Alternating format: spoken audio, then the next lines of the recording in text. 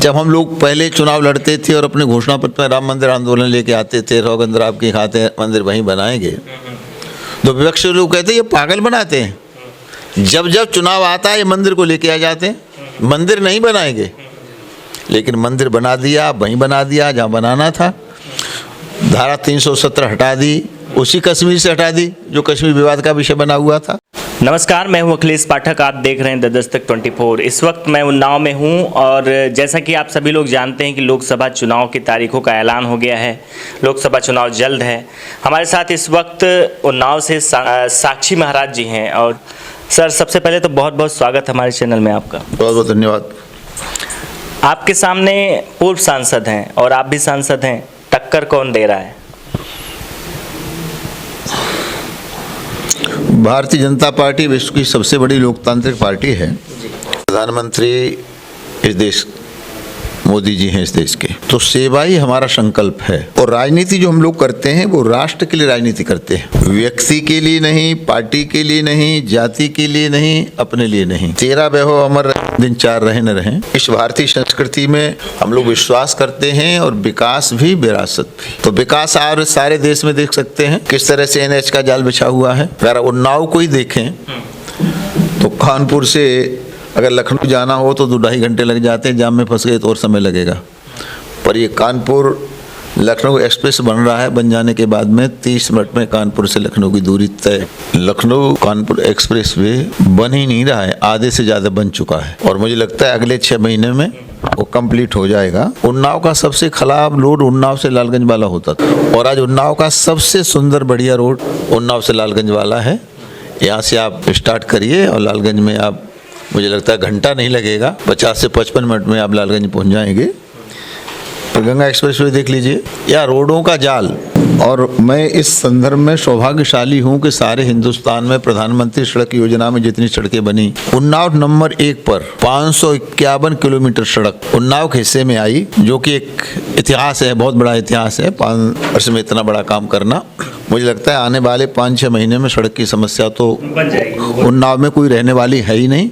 हम लोगों से पूछेंगे कोई सड़क है तो जरा बताओ। परंतु जिस तरह से मोदी जी का सबका साथ, सबका विकास, सबका विश्वास, सबका प्रयास और सबका साथ, इस महामंत्र के साथ बिना भेदभाव के जो विकास की गंगा त्रिवेणी प्रवाहित की है, उससे हिंदुस्तान की जनता मोदी जी की मुरीद है। मैं ये कह सकता हूँ मोदी के मन में जनता है और 140 करोड़ के लोगों के दिल में मोदी जी हैं। तो अपने विकास के आधार पर और जो उन्होंने बिना भेदभाव के जनता को अपना करके मोदी परिवार 140 करोड़ का, उसके आधार पर ही मोदी जी ने पूरे आत्मविश्वास के साथ कहा कि अब की बार 400 पार। 400 पार, ये 400 का पार का जो नारा है सर, मैं एक तरफ मोदी जी के नारे की बात कर रहा हूँ, एक तरफ PDA की बात कर रहा हूँ, पिछड़ा दलित अल्पसंख्यक, तो कहीं ना कहीं वो पिछड़ा दलित को साधने के लिए नारा काफ़ी नहीं है। जब मोदी कुछ बोलते हैं तो मोदी की गारंटी होती है।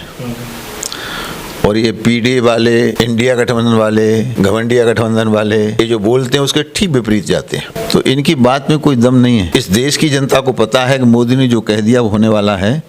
80 करोड़ लोगों को मोदी राशन दे रहे हैं फ्री में, ये मोदी की गारंटी है। ये राशन मुद्दा कहीं ना कहीं कारगर हो जाता है चुनाव में। नहीं, राशन मुद्दा ही काहे के लिए?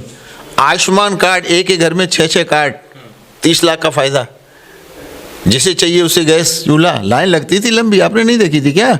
आपके परिवार के लोग लाइन में खड़े नहीं हुए थे क्या? जिस तरह से विकास बिना भेदभाव के किया है, तो 5 साल हम सेवा करते हैं और 5 साल के बाद जनता चुनाव लड़ाती है, हम लोग चुनाव नहीं लड़ते हैं।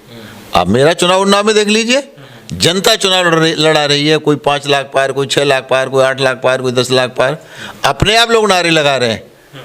तो 5 साल भारतीय जनता पार्टी जनता की सेवा करती है और जब चुनाव आता है तो हिंदुस्तान की जनता भारतीय जनता पार्टी को चुनाव लड़ाती है। जो अन्नू टंडन की बात इस समय अभी चुनाव मैदान में है, अन्नू टंडन 2014 में 4थे नंबर पर थी, 2019 में 3रे नंबर पर थी, इस बार फिर भर रही हैं। जिन्हें आप ही 4थे नंबर पर, 3रे नंबर पर बता रहे हैं, तो PDA और इंडिया गठबंधन कुछ मतलब नहीं है। कहीं भी लड़ने वाले प्रत्याशी नहीं मिल रहे हैं। बोल रही ना इस बार अन्नू टंडन, प्रत्याशी नहीं मिल रहे हैं। अब वो क्या बोल रही हैं? इस बार जो है हम इंडिया गठबंधन में सपा और कांग्रेस के मिल करके चुनाव लड़ रही, इस बार भारतीय जनता पार्टी को हराएंगे।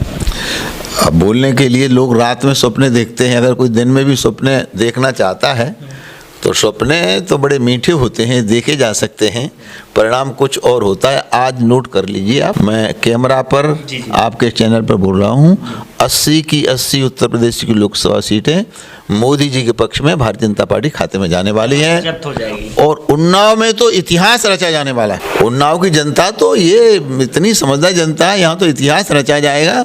और उस इतिहास में क्या परिणाम निकल करके आएगा, ये जनता के मन में है।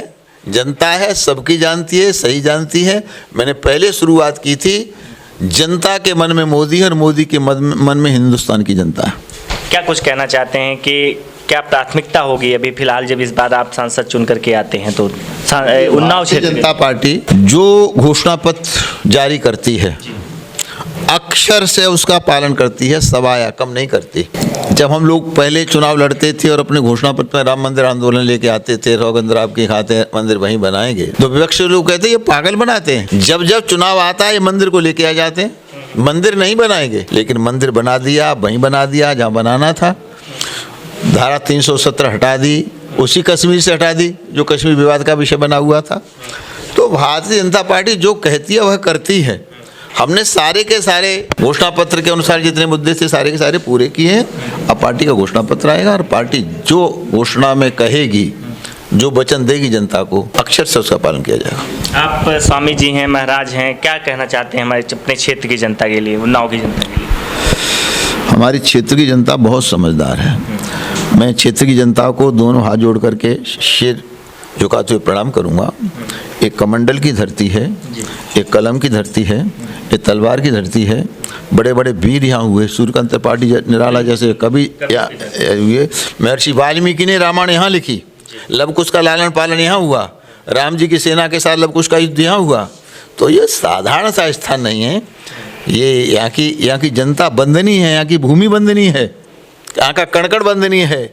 तो मैं यहाँ की जनता से करबद्ध यही निवेदन करना चाहूँगा, जैसी ऐतिहासिक भूमि है ये, तो ऐतिहासिक भूमि का सम्मान करते हुए राष्ट्र के सम्मान में मोदी जी के साथ चलें। बहुत बहुत शुक्रिया।